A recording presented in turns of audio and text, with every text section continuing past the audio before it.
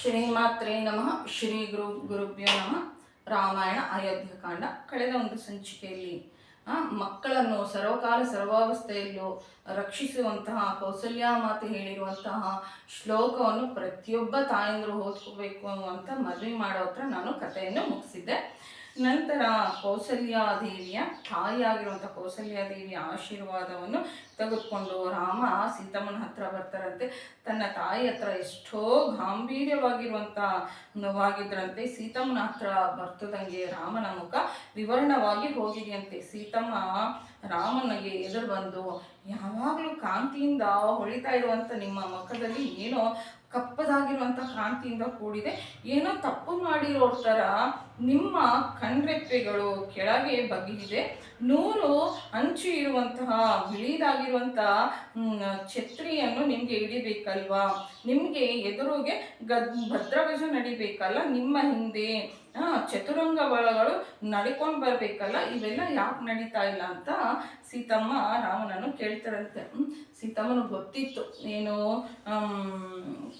ಶ್ರೀರಾಮಚಂದ್ರ ಪ್ರಭು ಪಟ್ಟಾಭಿಷೇಕಕ್ಕೋಸ್ಕರ ಹೋಗ್ತಾ ಇದ್ದಾರೆ, ಸಮಂತರ ಜೊತೆಯಲ್ಲಿ ಪಟ್ಟಾಭಿಷೇಕ ಮುಂದೆ ಬರ್ತಾರೆ ಅಂತಂತಂದು ಅವ್ರಿಗೆ ಗೊತ್ತಿರುತ್ತೆ. ಆದರೆ ಅಲ್ಲಿ ನಡೆದಿರುವಂಥ ಪರಿಸ್ಥಿತಿನೇ ಬೇರೆ ಇರುತ್ತೆ. ಸೀತಮ್ಮ ಒಂದು ಕಪ್ಪಲ್ಲಿ ಸೇಮಿಯಾ ಪಾಯಸನೂ ಇಲ್ಲ ಅಂತಂದ್ರೆ ಜಾಮೂನ್ ತೆಗೆದುಕೊಂಡು ಬಂದ್ಬಿಟ್ಟು ಈ ಪರಿಸ್ಥಿತಿಯಲ್ಲಿ ಅಂತಂದ್ರೆ ಶ್ರೀರಾಮಚಂದ್ರ ಪ್ರಭು ಅಲ್ಲಿ ನಡೆದಿರೋಂಥದ್ದೇ ಬೇರೆ ಇರುತ್ತೆ. ಆದರೆ ಮುಖ ನೋಡ್ಬಿಟ್ಟು ಆ ತಾಯಿ ಎಷ್ಟು ಚೆನ್ನಾಗಿ ಕಂಡುಹಿಡಿದ್ರಲ್ಲ, ಇದು ಒಂದು ದಾಂಪತ್ಯಕ್ಕೆ ಇರುವಂಥ ಒಂದು ನಿಜವಾಗಿರುವಂಥ ಅರ್ಥ. ಮುಖವನ್ನು ನೋಡ್ಬಿಟ್ಟು ಅವರ ಕದಲಿಕೆಗಳನ್ನು ನೋಡ್ಬಿಟ್ಟು ಅಂದರೆ ಮನಸ್ಸಿನಿಂದ ಮನಸ್ಸಿನಲ್ಲಿ ಮಾತಾಡಿಕೊಳ್ಳುವಂಥದ್ದೇ ನಿಜವಾಗಿರುವಂಥ ದಾಂಪತ್ಯ ಸಂಬಂಧಕ್ಕೆ ಒಂದು ಅರ್ಥ. ಆಗ ಒಂದು ಕಪ್ಪಲ್ಲಿ ಸೇಮಿಯಾ ಪಾಯಸನೂ ಇಲ್ಲ ಅಂತಂದ್ರೆ ಏನು ಜಾಮೂನು ತೆಗೆದುಕೊಂಡ್ಬಿಟ್ಟು ಬಂದ್ಬಿಟ್ಟು, ರಾಮ ಕಂಗ್ರಾಚುಲೇಷನ್ಸ್, ನೀವು ರಾಜ ಆಗ್ಬಿಟ್ಟಿದ್ದೀರಾ ಅಂತಂದಿದ್ರೆ ರಾಮನ ಪರಿಸ್ಥಿತಿ ಹೆಂಗಿರ್ತಾ ಇತ್ತು. ಸಾಮಾನ್ಯವಾಗಿ ಗಂಡ ಹೆಂಡತಿ ಸಂಬಂಧ ಈ ಥರ ಇರೋದಿಲ್ಲ, ಎಲ್ಲೋ ಇದು ಇರೋದು ಅಂತಂದರೆ ಹೆಂಡತಿ ಗಂಡನ ಬಗ್ಗೆ ಹೆಂಡತಿ ಗೊತ್ತಿದ್ದಷ್ಟು ಎತ್ತಿರುವಂಥ ತಾಯಿ ಕೂಡ ಗೊತ್ತಿರೋದಿಲ್ಲ ಅಂತಂತಂದು ಭಾಳ ಕಡೆ ಹೇಳ್ತಾ ಇರ್ತಾರೆ. ಇದು ನಿಜ ಕೂಡ. ನಮ್ಮ ಜೀವನದಲ್ಲೂ ನಾವು ನೋಡಿದ್ವಿ, ನಮ್ಮ ಅಜ್ಜಿ ತಾತಂದರಿಂದ, ನಮ್ಮ ಅಕ್ಕ ಭಾವಂದರಿಂದ ಎಲ್ಲರೂ ಇದು ಮಾಡ್ತಾ ಇರ್ತಾರೆ. ಹೆಂಡತಿ ಬಗ್ಗೆ ಗಂಡನು ಕೂಡ ಇದೇ ಸಮಯದಲ್ಲಿ ಈ ಥರನೇ ವರ್ತನೆ ಮಾಡ್ತಾಳೆ ಅಂತಂತಂದು ಅವರು ಪರಿಪೂರ್ಣವಾಗಿ ಬಿಟ್ಬಿಟ್ಟಿರ್ತಾರೆ. ಅವ್ರ ಬಗ್ಗೆ ಒಬ್ಬರಿಗೆ ಅಷ್ಟು ಚೆನ್ನಾಗಿ ಗೊತ್ತಿರುತ್ತೆ. ಆಗ ರಾಮ ತಲೆ ಬಗ್ಗಿಸ್ಕೊಂಡ್ಬಿಟ್ಟು ಸೀತಮ್ಮ ಈ ಥರ ಕೇಳಿದಾಗ, ಯಾಕೆ ಈ ಥರ ಬರಲಿಲ್ಲ ಅಂತ ಕೇಳಿದಾಗ, ಇವೆಲ್ಲ ಯಾಕಿಲ್ಲ, ನಿಮ್ಮ ಮುಖ ಯಾಕೆ ಕಾಂತಿಹೀನವಾಗಿದೆ ಅಂತ ಕೇಳಿದಾಗ ರಾಮ ತಲೆ ಬಗ್ಗಿಸ್ಕೊಂಡ್ಬಿಟ್ಟು, ಸೀತಾ, ನಮ್ಮ ತಂದೆ ಕೈಕಮ್ಮನಿಗೆ ರಾತ್ರಿ 2 ವರಗಳನ್ನು ಕೇಳಿದ್ದಾರೆ, 7 ವರಗಳನ್ನು ಕೇಳಿದ್ದಾಳೆ. 14 ವರ್ಷಗಳು ನಾನು ಅರಣ್ಯವಾಸ ಮಾಡಬೇಕು ಅಂತ ಕೇಳಿದ್ದಾಳೆ. ಸತ್ಯಕ್ಕೆ ಧರ್ಮಕ್ಕೆ ಬದ್ಧನಾಗಿರುವಂಥ ನನ್ನ ತಂದೆ ನನ್ನನ್ನು ಅರಣ್ಯವಾಸ ಮಾಡುವಂತೆ ಶಾಸಿಸಿದ್ದಾರೆ. ಅದಕ್ಕಾಗಿ ನಾನು ಅರಣ್ಯವಾಸಕ್ಕೆ ಹೋಗಬೇಕು, ಅರಣ್ಯವಾಸಕ್ಕೆ ಹೋಗಬೇಕು. ಹಾಗೆ ಭರತನಿಗೆ ಪಟ್ಟಾಭಿಷೇಕ ಮಾಡಬೇಕು ಅಂತ ಕೇಳಿದ್ದಾರೆ. ಭರತನಿಗೆ ಪಟ್ಟಾಭಿಷೇಕ ಮಾಡಿದ್ಮೇಲೆ ಭರತ ರಾಜ್ಯಕ್ಕೆ ರಾಜ ಆಗ್ತಾನೆ. ನೀನು ಅತ್ತಿಗೆ ಅನ್ನುವಂಥ ಒಂದು ಸಲಿಗೆಯಿಂದ ಬೇಗ ಹೋಗ್ಬಿಟ್ಟು ಅವ್ರ ಹತ್ರ ಸಲಿಗೆಯಿಂದ ಮಾತನಾಡಕೂಡ್ದು. ನೀನು ಇವಾಗ ಭರತನಿಂದ ರಕ್ಷಿಸಿರುವಂಥ ಸ್ತ್ರೀ, ಆದ್ದರಿಂದ ಅತಿಯಾಗಿರುವಂಥ ಸಲಿಗೆಯಿಂದ ಮಾತನಾಡಕೂಡ್ದು. ನೀನು ಆತನಿಗೆ ಪ್ರಭುಗೆ ಹೇಗೆ ಗೌರವ ಕೊಟ್ಟು ಮಾತನಾಡಬೇಕು ಕಲ್ತ್ಕೋ. ನನ್ನ ತಾಯಿಯಾಗಿರುವಂಥ ಕೌಸಲ್ಯ ದೇವಿಗೆ ಸಪರ್ಯವನ್ನು ಮಾಡು. ಕೌಸಲ್ಯ, ಸುಮಿತ್ರ, ಕೈಕೆ ಮತ್ತು ದಶರಥರ ಇತರ ಹೆಂಡತಿಯರನ್ನು ಸೇವಿಸು. ನಾನು ಹೋದ ನಂತರ ನಮ್ಮ ಅಮ್ಮ ಅನ್ನ ತಿಂದಲೇ ಅಳ್ತಾ ಇರ್ತಾಳೆ. ಆದ್ದರಿಂದ ನಮ್ಮ ಅಮ್ಮನ ಕಣ್ಣೀರನ್ನು ಹೊರಿಸು, ಒಳ್ಳೆಯ ಮಾತುಗಳನ್ನು ಹೇಳಿ ಆಕೆಯನ್ನು ಸೇವಿಸು ಅಂತ ಹೇಳ್ತಾರಂತೆ. ಅಂದರೆ ಶ್ರೀರಾಮಚಂದ್ರ ಪ್ರಭು ಇಲ್ಲಿ ಕೋಪದಿಂದ ಹೋಗ್ತಾ ಇದ್ದಾರಾ, ಧರ್ಮಕ್ಕೆ ಪ್ರಸನ್ನತೆಯಿಂದ ಧರ್ಮವನ್ನು ನಿಲ್ಲಿಸೋದಕ್ಕೋಸ್ಕರ, ಸತ್ಯವನ್ನು ನಿಲ್ಲಿಸೋದಕ್ಕೋಸ್ಕರ ಹೋಗ್ತಾ ಇದ್ದಾರ ಅಂತ ಈ ಒಂದು ಸನ್ನಿವೇಶದಿಂದ ನಾವು ಅರ್ಥ ಮಾಡ್ಕೊಬೇಕಾಗುತ್ತೆ. ಸೀತಾ ಹೆಂಡತಿ ಹೇಳ್ತಾ ಇರೋದು, ನನ್ನ ಅರಣ್ಯವಾಸಕ್ಕೆ ಕಳಿಸಿರೋದಕ್ಕೆ ನಮ್ಮ ತಂದೆ ಕಾರಣ ಅಂತ ಅಂದ್ಕೊಂಡು ನೀನು ಅಂತಂದರೆ ಬೆಳಿಗ್ಗೆ ಬೇಗ ಎದ್ದೋಳು ಅಂತವಳು. ನಾನು ಇದ್ದಾಗ ಬೇಗ ಎದ್ಬಿಟ್ಟು ನನಗೆ ಏನೇನು ಬೇಕೋ ಎಲ್ಲವನ್ನು ತಯಾರು ಮಾಡಿಡ್ತಾ ಇದ್ದೆ. ಬಿಸಿನೀರು ಬೇಕಂದರೆ ಬಿಸಿನೀರು, ನನ್ನ ಪೂಜೆಗೆ ಮಡಿ ನೀರು, ಮತ್ತು ಪುಷ್ಪಗಳು, ಮತ್ತು ನಾನು ತಿನ್ನುವಂಥ ಉಪಹಾರ ಎಲ್ಲವನ್ನು ಹೇಗೆ ತಯಾರು ಮಾಡ್ತಾ ಇದೆಯೋ, ನಾನು ಇಲ್ದಾಗಲೂ ಕೂಡ ಅವ್ರ ಮೇಲೆ, ನಾನು ಇಲ್ದಾಗೂ ಕೂಡ ಇವನ್ನೆಲ್ಲ ಮಾಡಬೇಕು ಅಂತಂದರೆ ಅವ್ರಿಗೆ ಸೇವೆ ಮಾಡಬೇಕು, ನನ್ನ ತಾಯಂದರಿಗೆ ನಮ್ಮ ತಂದೆಗೆ ಕೂಡ ನೀನು ಒಂದು ಸೊಸೆ ಏನೇನು ಸೇವೆ ಮಾಡಬೇಕು ಆ ಸೇವೆಯನ್ನು ಮಾಡಬೇಕು ಅಂತ ಹೇಳ್ತಾರಂತೆ. ನಾನು ಇಲ್ಲ ಅಂತಂತಂದು 10 ಗಂಟೆ ತನಕ ಮಲ್ಕೊಳ್ಳೋವಂಥದ್ದು ಇದಲ್ಲ, ಧರ್ಮ ಯಾರಿದ್ರೂ ಇಲ್ಲದೆ ಇದ್ರೂ ನೀನು ಪಾಟಿಸ್ಬೇಕು ಅಂತ ಹೇಳ್ತಾರಂತೆ. ಅಂದರೆ ಇಲ್ಲಿ ಅವ್ರಿಗೆ ಕಿಂಚಿತ್ತು ಕೂಡ ಕೋಪ ಇಲ್ಲ ಅಂತ ನಾವಿಲ್ಲಿ ಅರ್ಥ ಮಾಡ್ಕೊಬೇಕಾಗುತ್ತೆ ಸೀತಮ್ಮನ ಹತ್ರ ಹೇಳಿರುವಂಥ ಮಾತಿನಿಂದ. ಧರ್ಮವನ್ನು ಯಾವತ್ತೂ ಬಿಟ್ಕೊಡ್ತಾ ಇರಲಿಲ್ಲ. ಏನು ಶ್ರೀರಾಮಚಂದ್ರ ಪ್ರಭು ಬಗ್ಗೆ ಕೆಲವಷ್ಟು ಸಂಚಿಕೆಗಳ ಹಿಂದೆ ಪ್ರಜೆಗಳು ಹೇಳ್ತಾರೆ, ತನ್ನ ಧರ್ಮವನ್ನು ತಾನು ಪಾಟಿಸ್ತಾ ಬೇರೆಯವರ ಧರ್ಮವನ್ನು ಕೂಡ ರಕ್ಷಿಸ್ತಾನೆ ಶ್ರೀರಾಮಚಂದ್ರ ಪ್ರಭು ಅಂತಂತಂದು. ಹೆಂಡತಿಯಾಗಿರುವಂಥ ನಿನ್ನ ಕರ್ತವ್ಯವನ್ನು ನೀನು ಮರಿಕೂಡ್ದು ಅಂತಂತಂದು ಸೀತಮ್ಮನಿಗೆ ಶ್ರೀರಾಮಚಂದ್ರ ಪ್ರಭು ಇಲ್ಲಿ ಬೋಧನೆಯನ್ನು ಮಾಡ್ತಾ ಇದ್ದಾರೆ, ಒಂದು ಸಂದೇಶವನ್ನು ನೀಡ್ತಾ ಇದ್ದಾರೆ. ಆಗ ಇವನ್ನೆಲ್ಲವನ್ನು ಕೇಳಿರುವಂಥ ಸೀತಮ್ಮ, ನೀವು ಹೇಳ್ತಾ ಇರುವಂಥ ಚೆನ್ನಾಗಿ ನನಗೆ ಕೇಳಿಸ್ತಾ ಇದೆ, ಆದರೆ ಒಂದು ನನಗೆ ಅರ್ಥ ಆಗ್ತಾ ಇಲ್ಲ, ನೀನು ಇದು ಬಿಟ್ಟು ನಾನು ಹೋಗ್ತೀನಿ ಅಂತ ಅನ್ನೋ ಥರ ಮಾತನಾಡ್ತಾ ಇದ್ದೀರಲ್ವ, ನಾವು ಹೋಗ್ಬೇಕು ಅಂತ ಅಲ್ವಾ ಅನ್ಬೇಕಾಗಿತ್ತು ಅಂತಂದ್ರೆ ರಾಜ್ಯ ಹೋಗ್ಬಿಡ್ತಾ, ಮುಂದೆ ನಮಗೆ ಮಕ್ಕಳು ಹುಟ್ಟಿದ್ರೆ ರಾಜ್ಯ ಇಲ್ದಿದ್ರೆ ಹೇಗೆ, ನನ್ನ ಗಂಡನನ್ನು ಬಿಟ್ಬಿಟ್ಟು ನಾನು 14 ವರ್ಷಗಳಿಗಿರ್ಬೇಕಾ ಅಂತಂತಂದು ನಾನು ಕಷ್ಟಪಡ್ಬೇಕಾ, ಮುಂದೆ ಇಷ್ಟು ಕಷ್ಟಪಡ್ಬೇಕಾ, ನಾನೊಬ್ಬ ರಾಣಿ ಅಲ್ವಾ, ನಾನು ತವ್ರ ಮನೆಗೆ ಹೋಗ್ಬಿಡ್ತೀನಿ. ಇದನ್ನೆಲ್ಲ ನಮ್ಮ ತಾಯಿ ಜಗನ್ಮಾತೆ ಆಲೋಚನೆ ಮಾಡಿದ್ದು. ಪತಿವ್ರತೆ ಅಂತಂದ್ರೆ ಸೀತಮ್ಮನ ಫಸ್ಟ್ ಪ್ಲೇಸ್ ಯಾಕೆ ಕೊಟ್ಟಿದ್ದಾರೆ ಅಂತಂದ್ರೆ ತಾಯಿಯ ಈ ಪ್ರವರ್ತನೆಯಿಂದ, ಆಯ್ತಾ. ಆಗ ಏನು ನಾವು ಹೋಗ್ಬೇಕು ಅಂತ ಅಲ್ವಾ ನೀನು ಹೇಳಿದ್ದು, ನಿಮ್ಮ ತಂದೆಯವರನ್ನು ಧರ್ಮದಲ್ಲಿ ನಿಲ್ಲಿಸೋದಕ್ಕೋಸ್ಕರ ನೀನು ಹೋಗ್ತೀನಿ ಅಂತ ಇದೆಯಾ.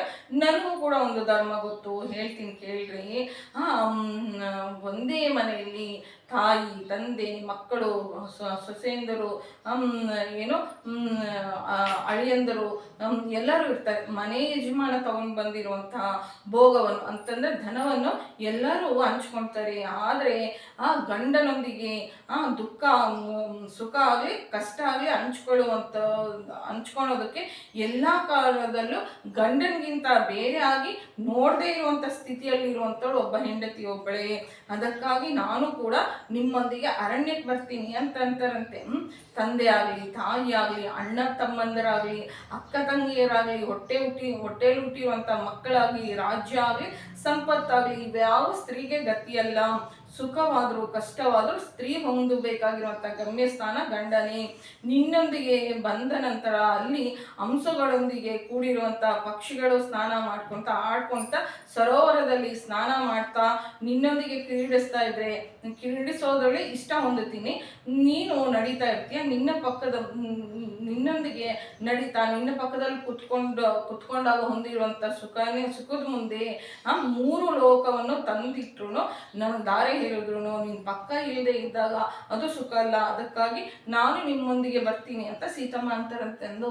ಅಂದರೆ ಭಾರತೀಯ ಸ್ತ್ರೀಯರ ಒಂದು ಔನ್ನತ್ಯವನ್ನು ತಿಳಿಸ್ಕೊಡ್ತಾ ಇದ್ದಾರೆ. ಇವಾಗಲೂ ಇದೇ ಒಂದು ದೊಡ್ಡ ಸ್ಟಾರ್ ಹೋಟೆಲ್ಗೆ ಹೋಗ್ಲಿ, ದೊಡ್ಡವರ ಮನೆ ಮದುವೆಗೆ ಹೋಗ್ಲಿ, ಸುತ್ತೂರು ಅಣ್ಣ ತಮ್ಮಂದರು ತಂದೆ ತಾಯಿ ಮಕ್ಕಳು ಎಲ್ಲರಿದ್ರೂ ಹೆಂಡತಿಗೆ ಗಂಡ ಇಲ್ಲ ಅಂತಂತಂದ್ರೆ ಅದೇನೋ ಒಂದು ಕೊರತೆ, ಬಹಳ ದೊಡ್ಡ ಕೊರತೆ. ಇವರೆಲ್ಲ ಇಲ್ಲ ಅಂತಂದ್ರೆ ಗಂಡ ಪಕ್ಕದಲ್ಲಿದ್ರೆ ಇವ್ರನ್ಯಾರು ನೆನಪು ಬರೋದಿಲ್ಲ. ಇವರೆಲ್ಲ ಇದ್ರು ಅವರೊಬ್ಬರು ಇದ್ದಿದ್ರೆ ಚೆನ್ನಾಗಿರ್ತಾ ಇತ್ತು. ಒಂದು ಊಟ ಮಾಡಬೇಕು ಅಂತಂತಂದ್ರೆ ಅವ್ರು ಇದ್ದಿದ್ರೆ ಅವ್ರಿಗೆ ಹಿಟ್ಟು ತಿಂದಿದ್ದಿದ್ರೆ ಎಷ್ಟು ಚೆನ್ನಾಗಿರ್ತಾ ಇತ್ತು ಅಂತಂದ್ರೆ ಅವ್ರಿಗೆ ಒಂದು ಸ್ವಲ್ಪ ನೀಡಿ ತಿಂದಿದ್ರೆ ಎಷ್ಟು ಚೆನ್ನಾಗಿರ್ತಾ ಇತ್ತು.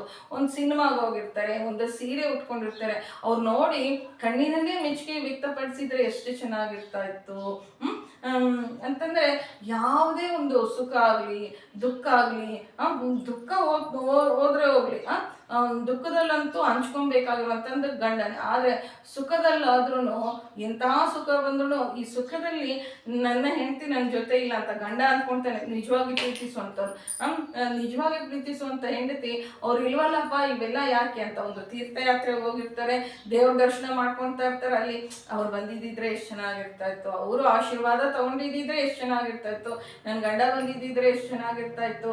ಭಗವಂತನ ಹತ್ರನೂ ಕೂಡ ಈ ಥರನೇ ಕೇಳ್ಕೊತಾ ಇರ್ತಾರೆ. ಹೆಣ್ಣು ಮಕ್ಕಳು ಅಂತಂದ್ರೆ ಫಸ್ಟ್ ತನ್ನ ಗಂಡ ಕ್ಷೇಮವಾಗಿರ್ಬೇಕು, ನಂತರ ನನ್ನ ಮಕ್ಕಳು ಕ್ಷೇಮವಾಗಿರ್ಬೇಕು, ನನ್ನ ಗಂಡನ ಮನೆಯವರು ಕ್ಷೇಮವಾಗಿರ್ಬೇಕು, ನಂತರ ನನ್ನ ತವ್ರ ಮನೆಯವರು ಕ್ಷೇಮವಾಗಿರ್ಬೇಕು, ಕಡೆಯದಾಗಿ ತಾನು ಕ್ಷೇಮವಾಗಿರ್ಬೇಕು ಅಂತ ಕೋರ್ಕೊಳ್ತಾಳಂತೆ. ಅಂದ್ರೆ ತನ್ನ ಕ್ಷೇಮವನ್ನು ಪ್ರತ್ಯೇಕವಾಗಿ ಹೆಣ್ಣುಮಕ್ಕಳು ಕೋರ್ಕೊಳೋದೇ ಇಲ್ಲ. ಇವರೆಲ್ಲರೂ ಕ್ಷೇಮವಾಗಿದ್ರೆ ನಾನು ಕ್ಷೇಮವಾಗಿರ್ತೀನಿ ಅಂತ ಕೋರ್ಕೊಳ್ಳುವಂಥ ಒಂದು ಸೀತಮ್ಮನ ವಾರಸುದಾರರು ನಮ್ಮ ರಕ್ತದಲ್ಲೇ ಬಂದ್ಬಿಟ್ಟಿದೆ ಈ ಒಂದು ಕೌಟುಂಬಿಕ ನೀತಿ ಅನ್ನುವಂಥದ್ದು ನಮ್ಮ ರಕ್ತದಲ್ಲೇ ಬಂದಿದೆ ಅಂತ ನಾನಿಲ್ಲಿ ಹೇಳೋದಕ್ಕೆ ಇಷ್ಟಪಡ್ತೀನಿ. ಆಗ ರಾಮ ಅಂತಾರಂತೆ, ಸೀತಾ ನಿನಗೆ ಗೊತ್ತಿಲ್ಲ, ನನ್ನ ಹಿಂದೆ ಬರ್ತೀನಿ ಅಂತ ಇದೆಯಾ, ನಾನು ಹೋಗುವಂಥದ್ದು ಅರಣ್ಯದಲ್ಲಿ ನದಿಯಲ್ಲಿ ಸ್ನಾನ ಮಾಡೋಣ ಅಂತ ಒಳಗಡೆ ಇಳಿದ್ರೆ ಮೊಸಳೆಗಳು ಇಟ್ಕೊಂಡ್ಬಿಡ್ತಾರೆ ರಾತ್ರಿ ಹೊತ್ತು. ಏನೋ ಯಾವ ಸೊಳ್ಳೆಗಳು ಕಚ್ಚುತ್ತಾ ಇರ್ತವೆ, ಇರುವೆಗಳು, ಹಾವುಗಳು ಇರ್ತವೆ. ಏನೋ ಬಿದ್ದೋಗಿರುವಂಥ ಅಂದರೆ ಉದುರಿರುವಂಥ ಎಲೆಗಳ ಮೇಲೆ ಮಲ್ಕೋಬೇಕು. ಕ್ರೂರ ಮೃಗಗಳು ಸಂಚರಿಸ್ತಾ ಇರ್ತವೆ. ಒಂದೊಂದು ಬಾರಿ ಮಹಾನುಭಾವರು ಅರಣ್ಯದಲ್ಲಿ ಬರ್ತಾರೆ. ಅವರು ಅರಣ್ಯದಲ್ಲಿದ್ದೇ ನಾವು ಸಫರ್ಗಳನ್ನು ಮಾಡಬೇಕಾಗುತ್ತೆ. ಎಷ್ಟೋ ಬಾರಿ ಆಹಾರ ಸಿಕ್ಕೋದಿಲ್ಲ, ಆಹಾರ ಸಿಕ್ಕದಲ್ಲೇ ಇದ್ರೂ ತಿರುಗಬೇಕಾಗುತ್ತೆ. ಆಹಾರ ಬಿಡು, ನೀರು ಸಿಗೋದಿಲ್ಲ, ಹಾಗೆ ದಾಹದೊಂದಿಗೆ ತಿರುಗಬೇಕಾಗುತ್ತೆ. ಕೆಲವು ಮೈಲಿಗಳು ತಿರುಗಬೇಕಾಗುತ್ತೆ. ಅರಣ್ಯದಲ್ಲಿ ಮುಳ್ಳು ಕಾಲಿಗೆ ಚುಚ್ಕೊಳುತ್ತಮ್ಮ. ಇಷ್ಟು ಕಷ್ಟಪಟ್ಟು ಅರಣ್ಯವಾಸ ಮಾಡಬೇಕು. ಅದಕ್ಕೆ ತಕ್ಕನಾಗಿರುವಂಥ ಜೀವನ ನಿನ್ನದಲ್ಲ. ನಾನು ಹೋಗ್ತೀನಿ, ನೀನು ಇದು ಬಿಡು, 14 ವರ್ಷಗಳು ಅರಣ್ಯವಾಸ ಪೂರ್ತಿ ಮಾಡ್ಕೊಂಡು ನಾನು ತಿರುಗಿ ಬರ್ತೀನಿ ಅಂತ ಅಂತಾರಂತೆ. ಆಗ ಸೀತಮ್ಮ, ನೀನು ಹೇಳಿರುವಂಥದ್ದೆಲ್ಲ ನಿಜ ಆಗಿರ್ಬೋದು, ಆದರೆ ರಾಮ ನೀನು ಪಕ್ಕದಲ್ಲಿ ಕುತ್ಕೊಂಡು ಸೀತಾ ಅಂತಂತ ನನ್ನನ್ನು ಪ್ರೀತಿಯಿಂದ ಮಾತನಾಡಿಸಿದ್ರೆ ನನಗೆ ಅದು ಸುಖ ಆಗುತ್ತೆ. ಅದೇ ನೀನು ಮುಖ ತಿರ್ಸ್ಕೊಂಡಿದ್ರೆ, ಏನೋ ನನ್ನ ಮೇಲೆ ಕೋಪದಿಂದ ಅಂತಂದರೆ ನನ್ನ ಮೇಲೆ ಮುನಿಸ್ಕೊಂಡಿದ್ರೆ ಮಾತ್ರ ನನಗೆ ಎಷ್ಟು ಭೋಗಭಾಗ್ಯಗಳ ಮಧ್ಯದಲ್ಲಿ ಇದ್ರೂ ಅವೆಲ್ಲವೂ ನನಗೆ ವಿಷಕ್ಕೆ ಸಮಾನ ಆಗುತ್ತೆ. ನನಗೂ ಕೂಡ ನಮ್ಮ ತಂದೆ ವಿವಾಹ ಸಮಯದಲ್ಲಿ ಒಂದು ಧರ್ಮವನ್ನು ಹೇಳಿದ್ದಾರೆ, ನಿನ್ನ ಹಿಂದೆ ನೆರಳಿನಂತೆ ಬರಬೇಕು ಅಂತ ನೀನು ದೊಡ್ಡವ್ರ ಮಾತಿಗೆ ಕಟ್ಟು ಬಿದ್ದು ಅರಣ್ಯಕ್ಕೆ ಹೋಗ್ತೀನಿ ಅಂತ ಇದೆಯಾ. ಮತ್ತೆ ನಾನು ನನ್ನ ದೊಡ್ಡವರ ಮಾತಿಗೆ ಕಟ್ಟು ಬಿದ್ದು ಅರಣ್ಯಕ್ಕೆ ಬರಬೇಕಲ್ಲ. ಚಿಕ್ಕಂದಿನಲ್ಲಿ ನನ್ನದು ಜಾತಕವನ್ನು ನೋಡಿರುವಂಥ ಜ್ಯೋತಿಷಿಗಳು ನಾನು ಕೆಲವು ಕಾಲ ಅರಣ್ಯವಾಸ ಮಾಡ್ತೀನಿ ಅಂತ ಹೇಳಿದ್ರು. ಅಂತಃಪುರದಲ್ಲಿದ್ದು ಇಲ್ಲಿ ನಾನು ಅಂತಃಪುರದಲ್ಲಿದ್ದರೆ ಇಲ್ಲಿ ನನ್ನನ್ನು ಎಲ್ಲರೂ ರಕ್ಷಿಸ್ತಾರೆ. ಅರಣ್ಯಕ್ಕೆ ಬಂದರೆ ಏನು ಹುಲಿಗಳು, ಸಿಂಹಗಳು ಇರ್ತವೆ ಅಂತ ಹೇಳ್ತಾ ಇದೆಯಾ. ನೀನು ನನ್ನನ್ನು ರಕ್ಷಿಸೋದಕ್ಕಾಗೋದಿಲ್ವಾ? ಅಸಲು ಅವು ನಿನ್ನನ್ನು ನೋಡಿದ್ರೆ ಓಡೋಗ್ಬಿಡ್ತವೆ. ಇವತ್ತು ಇಷ್ಟು ಕೈಲಾಗದೆ ಇರೋಂಥರ ಮಾತನಾಡ್ತಾ ಇದೆಯಾ. ನೀನು ನೋಡಿದ್ರೆ ನನಗೆ ಏನು ಅನ್ನಿಸ್ತಾ ಇದೆ ಅಂತಂದರೆ, ನೀನು ಪುರುಷ ರೂಪದಲ್ಲಿ ಇರುವಂಥ ಸ್ತ್ರೀ ಅಂತ ತಿಳಿದರೆ ನಮ್ಮಪ್ಪ ನಿನಗೆ ಕೊಟ್ಟು ಕನ್ಯಾದಾನ ಮಾಡಿದ್ದಾರೆ. ಇಂಥ ಮಾತು ಶ್ರೀರಾಮಚಂದ್ರ ಪ್ರಭುವನ್ನು ಅನ್ನಬಹುದಾ ಅಂತ ನಾವು ಬಾಯಿ ಪಡ್ಕೊಬೇಕಾಗಿರುವಂಥ ಅವಸರ ಇಲ್ಲ.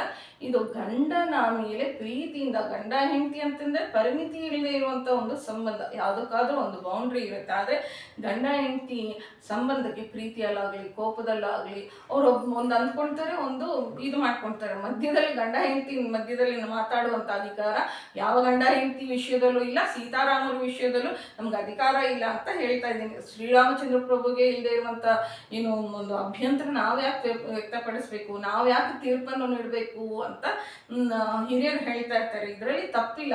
ಆಕೆ ಪ್ರೀತಿಯಿಂದ ಅಂತಂದರೆ ನಾನು ನಿನ್ನ ಕಷ್ಟದಲ್ಲಿ ಹಂಚ್ಕೊಳ್ತೀನಿ ಅಂತ ಇಂಥ ಮಾತು ಹೇಳ್ತಾ ಇದ್ದಾರೆ ವಿನಃ ನನ್ನನ್ನು ಬಿಟ್ಟೋಗ್ಬಿಡ್ತಾರೆ ಅಂತ ಒಂದು ದುಃಖದಿಂದ ಹೇಳ್ತಾ ಇದ್ದಾರೆ ವಿನಃ ಇವನನ್ನು ನನಗೆ ಸುಖವನ್ನು ನನಗೆ ಸುಖವನ್ನಕ್ಕೆ ದುಃಖ ದೂರ ಮಾಡ್ತಾ ಇದೀಯಾ, ನನ್ನನ್ನು ಆ ಥರ ಮೋಸ ಮಾಡ್ತಾ ಇದೆಯಾ, ಈ ಥರ ಮೋಸ ಮಾಡ್ತಾ ಇದೆಯಾ ಅಂತ ಹೇಳ್ತಾ ಇಲ್ಲ. ಆಗ ರಕ್ಷಿಸೋದಿಲ್ವಾ? ನಮ್ಮಪ್ಪ ಕನ್ಯಾದಾನ ಮಾಡಿದ್ದಾರೆ, ನಿನ್ನೊಂದಿಗೆ ಇಷ್ಟು ಜೇನು ಕುಡಿದ್ರು, ಇಷ್ಟು ಒಂದೇ ಒಂದು ಹಣ್ಣು ತಿಂದ್ರು ನನ್ನ ಹೊಟ್ಟೆ ತುಂಬೋಗ್ಬಿಡುತ್ತೆ ರಾಮ. ಒಂದು ವೇಳೆ ಅದೂ ಸಿಗ್ಲಿಲ್ಲ ಅಂತಂದ್ರೆ ನಿನ್ನೊಂದಿಗೆ ಮಾತನಾಡುತ್ತಾ ಇರೋದ್ರಿಂದ ಆ ಕಷ್ಟಗಳನ್ನು ಮರ್ತು ಹೋಗ್ಬಿಡ್ತೀನಿ. ನಾನು ಮುಂದೆ ನಡೆದು ದರ್ಬೆಗಳನ್ನು ತುಳಿತೀನಿ, ಆದ್ದರಿಂದ ಅವು ಮೆತ್ತಗಾಗ್ಬಿಡ್ತವೆ. ನೀನು ನನ್ನ ಹಿಂದೆ ಹಾಯಾಗಿ ನಡ್ಕೊಂಬ, ನಾನು ನಿನ್ನನ್ನು ಇವತ್ತು ಕಷ್ಟ ಇಡೋದಿಲ್ಲ ಅಂತಂದ್ರೆ ಒಬ್ಬ ಸ್ತ್ರೀ ಮುಂದೆ ಹೋಗಿ ಪುರುಷ ಹಿಂದೆ ಹೋದ್ರೆ ಅದು ಏನು ದಾರುಣವಾಗಿರುವಂಥ ನಡಿಗೆ ಅಂತ ಹೇಳ್ತಾರೆ. ಆದರೆ ಕಷ್ಟದಲ್ಲಿ ತನ್ನ ಗಂಡನನ್ನು ಮಗುವಿನ ಥರ ನೋಡ್ಕೊಳೋದಕ್ಕೋಸ್ಕರ ತಾಯಿ ಯಾವ ಥರ ಏನು ಯಾವುದಾದ್ರೂ ಒಂದು ಡೇಂಜರ್ ಇರುತ್ತೆ ಅಂತಂದರೆ ಅಲ್ಲಿ ತಾನೇ ಮೊದಲು ಅನುಭವಿಸಿ, ಅಂತಂದರೆ ಒಂದು ಮಗುಗೆ ಹಾಲು ಕೊಡಬೇಕು, ಏನಾದರೂ ತಿನ್ನಿಸ್ಬೇಕು ಅಂತಂದರೆ ಬಿಸಿ ಎಷ್ಟಿದೆ, ಸ್ನಾನ ಮಾಡಬೇಕಾದ್ರೆ ನೀರನ್ನು ಮುಟ್ಟು ನೋಡ್ತಾರೆ ತಾಯಂದ್ರು ಆ ಮಗು ಮೈ ಇದು ಹಾಕೋದಕ್ಕಿಂತ ಮುಂಚೆ. ಅಂದರೆ ಟೆಸ್ಟ್ ಮಾಡಿಬಿಟ್ಟು ಮಗುಗೆ ಇದು ಮಾಡಿಕೊಡ್ತಾರಲ್ಲ, ಹೆಂಡತಿಗೆ ಗಂಡನೂ ಕೂಡ 11ನೇ ಮಗು ಅಂತಂತ ನಮ್ಮ ಶಾಸ್ತ್ರದಲ್ಲಿ ಹೇಳ್ತಾ ಇರ್ತಾರೆ.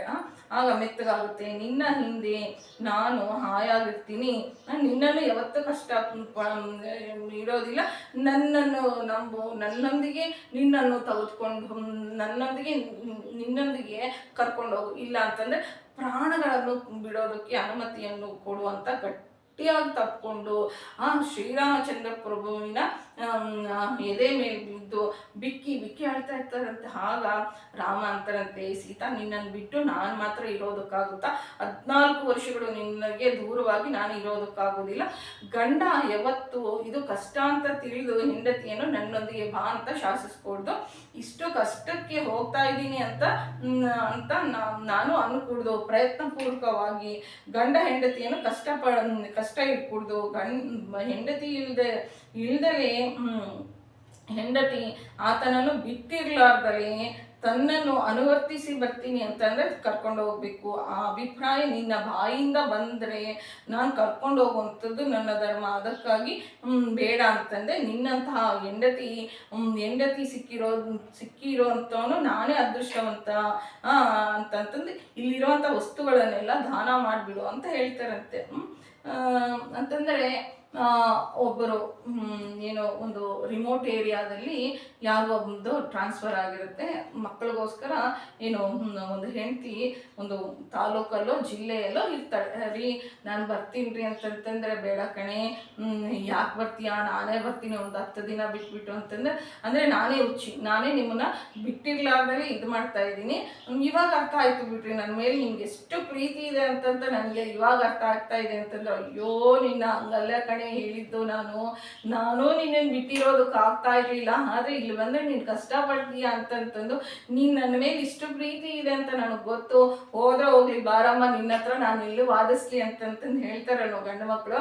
ಆ ಥರ ಆಯಿತು ಇಲ್ಲಿ ಸೀತಾರಾಮರ ಕತೆ, ಆ ಥರ ಆಯಿತು. ಏನು ಇಲ್ಲಿರುವಂಥದ್ದನ್ನೆಲ್ಲ ದಾನ ಮಾಡಿಬಿಡು ಅಂತಂತಾರೆ. ನಾವೆಲ್ಲಾದ್ರೂ ಹೋಗಬೇಕು ಅಂತಂದರೆ ಫ್ರಿಜ್ಜಲ್ಲಿ ಎತ್ತಿಟ್ಟಿರ್ತೀವಿ, ಬೀರುವದಲ್ಲಿ ಬಂದೋಬಸ್ತ್ ಮಾಡ್ತೀವಿ. ಆದರೆ ಆ ಶ್ರೀರಾಮಚಂದ್ರ ಪ್ರಭು ತನಗಿರುವಂಥ ಎಲ್ಲ ದ್ರವ್ಯಗಳನ್ನು ಏನು ಮಾಡ್ತಾರೆ, ತನ್ನ ಕೋಶಾಧಿಕಾರಿಗಳ ಹತ್ರ ಕರೆದು ಬಿಟ್ಟು ದ್ರವ್ಯವೆಲ್ಲವನ್ನು ದಾನ ಮಾಡ್ತಾನೆ. ತನ್ನ ವಸ್ತ್ರಗಳನ್ನು ಆಭರಣಗಳನ್ನು ವಸಿಷ್ಠರ ಮಗನಾಗಿರುವಂತಹ ಸುವೇಗ್ನನಿಗೆ ದಾನ ಮಾಡ್ತಾರೆ, ಗೋವುಗಳನ್ನು ಬ್ರಾಹ್ಮಣರಿಗೆ ದಾನ ಮಾಡ್ತಾರೆ. ಇಲ್ಲಿ ತನಕ ದಾನ ಮಾಡ್ತಾರೆ. ಇಲ್ಲಿ ತನಕ ಹೊರಗಡೆ ಇರುವಂಥ ಲಕ್ಷ್ಮಣ ಸ್ವಾಮಿ ಓಡೋಡ್ ಬಂದ್ಬಿಟ್ಟು ರಾಮನ ಕಾಲನ್ನು ಗಟ್ಟಿಯಾಗಿ ಹಿಡ್ಕೊಂಡ್ಬಿಟ್ಟು, ಅಣ್ಣ ನಿನ್ನನ್ನು ಬಿಟ್ಬಿಟ್ಟು ಒಂದು ಕ್ಷಣ ಕೂಡ ಬದುಕೋದಕ್ಕಾಗೋದಿಲ್ಲ, ಇಷ್ಟು ಹೊತ್ತು ಸೀತಮ್ಮನ ಬಾ ಅಂತ ಬರಬೇಡ ಅಂತ ಅಂತೀಯೇನೋ ಅಂತ ಭಯ ಇಟ್ಕೊಂಡಿದ್ದೆ ನನಗೆ, ಆದರೆ ನೀನೇನಾದರೂ ನನ್ನನ್ನು ಕರ್ಕೊಂಡು ಹೋಗ್ಬಿಟ್ರೆ, ನೀವು ಇಬ್ಬರು ಹಾಯಾಗಿ ಸರೋವರದಲ್ಲಿ ಪರ್ವತದಲ್ಲಿ ಸಂತೋಷವಾಗಿ ಇರ್ತಾ ಇದ್ರೆ, ನಿಮ್ಗೊಂದು ಪರ್ಣಶಾಲೆಯನ್ನು ನಿರ್ಮಾಣ ಮಾಡಿಕೊಂಡು ಆಹಾರವನ್ನು ತೆಗೆದುಕೊಂಡು ನೀವಿಬ್ಬರು ತಿಂತಾ ಇದ್ರೆ ನಾನು ಪರಮ ಆನಂದದಿಂದ ಇರ್ತೀನಿ ಅಂತ ನನ್ನನ್ನು ಕರ್ಕೊಂಡು ಅಂತಂತೆ. ಆಗ ರಾಮ, ನೀನು ನನ್ನೊಂದಿಗೆ ಬಂದುಬಿಟ್ರೆ ಕೌಸಲ್ಯ ಮತ್ತು ಸುಮಿತ್ರೆ ಯಾರು ನೋಡ್ಕೊತಾರೆ ಅಂತ ಅಂದಾಗ, ನಾನು ಸುಮಿತ್ರಾ ಮತ್ತು ಕೌಸಲ್ಯರನ್ನು ನೋಡ್ಕೊಳೋದೇನನ್ನ, ಕೌಸಲ್ಯಮ್ಮನಿಗೆ 1000 ಗ್ರಾಮಗಳಿದ್ದಾವೆ, ನನ್ನಂಥ 1,00,000 ಜನರನ್ನು ಆಕೆ ಪೋಷಿಸಬಲ್ಲವು. ಇಂತಹ ಕುಂಟು ನೆಪಗಳನ್ನು ನೀನು ಹೇಳಬೇಡ, ನಾನು ನಿನಗೆ ನಮ್ಮ ಅತ್ತಿಗೆ ಥರ ವಾದಿಸೋದಕ್ಕೆ ನಂಗಾಗೋದಿಲ್ಲ, ಬಂದ್ಬಿಡು ಲಕ್ಷ್ಮಣ ಅಂತ ಒಂದು ಮಾತನ್ನು ಹೇಳಿಬಿಡು, ನಾನು ಬೇಗ ಬಂದುಬಿಡ್ತೀನಿ ಅಂತ ಅಂತಾರಂತ. ಆಗ ಶ್ರೀರಾಮಚಂದ್ರ ಪ್ರಭು, ನಿನ್ನಂತಹ ತಮ್ಮ ಹುಟ್ಟಿರೋದು ನನಗೆ ಅದೃಷ್ಟ, ಲಕ್ಷ್ಮಣನನ್ನು ರಾಮ ಬಾ ಅಂತ ಹೇಳ್ತಾರಂತೆ. ಈ ಮಾತನ್ನು ಕೇಳಿರುವಂಥ ಲಕ್ಷ್ಮಣ ಸ್ವಾಮಿ ಬಹಳ ಸಂತೋಷ ಪಡ್ತಾರಂತೆ. ತನ್ನ ಮಿತ್ರರೊಂದಿಗೆ ಸಂತೋಷದಿಂದ ಈ ವಾರ್ತೆಯನ್ನು ಕೇಳಿ ತನ್ನ ವಸ್ತುಗಳನ್ನು ಕೂಡ ದಾನ ಮಾಡಿಬಿಟ್ಟು ಸೀತಾರಾಮರು ದಶರಥರ ಆಶೀರ್ವಾದಕ್ಕೋಸ್ಕರ ಅವ್ರ ಪ್ರಾಸಾದಕ್ಕೆ ಹೋಗ್ತಾರೆ. ಇಲ್ಲಿ ನಮಗೊಂದು ಅನುಮಾನ ಬರುತ್ತೆ, ಹೆಂಡತಿ ಆಗಿರೋದ್ರಿಂದ ಗಂಡನಿಗೆ ಸರ್ವಾಧಿಕಾರ ಇರುತ್ತೆ. ಆದರೆ ಲಕ್ಷ್ಮಣ ಸ್ವಾಮಿಯನ್ನು ಕರ್ಕೊಂಡು ಹೋಗೋದಕ್ಕೆ ಶ್ರೀರಾಮಚಂದ್ರ ಪ್ರಭುಗೆ ಏನು ಅಧಿಕಾರ ಇದೆ? ಇದು ಧರ್ಮ ಮೀರ್ದಂಗಲ್ವಾ? ದಶರಥ ಮಹಾರಾಜರು ವಿಧಿಸಿರುವಂಥದ್ದು ಯಾರಿಗೆ? ರಾಮನ್ಗೊಬ್ಬನಿಗೆ. ರಾಮನು ಮತ್ತು ಸೀತೆ ಬೇರೆ ಎಲ್ಲ ಹೆಂಡತಿ ಆಗಿರೋದ್ರಿಂದ ಕರ್ಕೊಂಡು ಹೋಗ್ತಾರೆ. ಆದರೆ ಒಡಹುಟ್ಟಿದಂಥವ್ನ ಹೀಗೆ ಕರ್ಕೊಂಡು ಹೋಗೋದಕ್ಕೆ ಏನು ಅಧಿಕಾರ ಇದೆ ಅಂತಂದ್ರೆ, ಇಲ್ಲಿ ಧರ್ಮ ಸೂಕ್ಷ್ಮತೆಯನ್ನು, ಧರ್ಮವನ್ನು ಬಿಟ್ಟು ಶ್ರೀರಾಮಚಂದ್ರ ಪ್ರಭು ಒಂದು ಹೆಜ್ಜೆ ಕೂಡ ಇಡೋದಕ್ಕಾಗೋದಿಲ್ಲ. ಜ್ಯೇಷ್ಠ ಅಂತಂದ್ರೆ ದೊಡ್ಡ ಅಣ್ಣ, ತಂದೆಗೆ ಸಮಾನ. ಇವನಿಗೆ ಮಾಡಿರುವಂತಹ ಸೇವೆ ತಪಸ್ಸಾಗಿ ಮಾರ್ಪಟ್ಟು ಅವ್ರಿಗೆ ಒಳ್ಳೆ ಮಾರ್ಗದರ್ಶನ ತೋರಿಸಿ ಅದು ಮುಕ್ತಿಗೆ ದಾರಿ ನೀಡುತ್ತೆ ಅಂತ ನಮ್ಮ ಶಾಸ್ತ್ರಗಳು ಹೇಳುತ್ತೆ. ಅಣ್ಣ ಅಂತಂದ್ರೆ ತಂದೆಗೆ ಸಮಾನ ಅಂತಂತ ನಾವಿಲ್ಲಿ ತಿಳ್ಕೊಬೇಕಾಗುತ್ತೆ. ಸದ್ಗುರುನಾಥ್ ಮಹಾರಾಜ್ ಕಿ ಜೈ. ಜೈ ಶ್ರೀರಾಮ್. ನಮ್ಮ ಚಾನಲ್ ಇಷ್ಟ ಆಗಿದ್ರೆ ಸಬ್ಸ್ಕ್ರೈಬ್ ಮಾಡ್ಕೊಳ್ಳಿ, ಶೇರ್ ಮಾಡಿ ಹಾಗೂ ಲೈಕ್ ಮಾಡಿ. ಜೈ ಶ್ರೀರಾಮ್.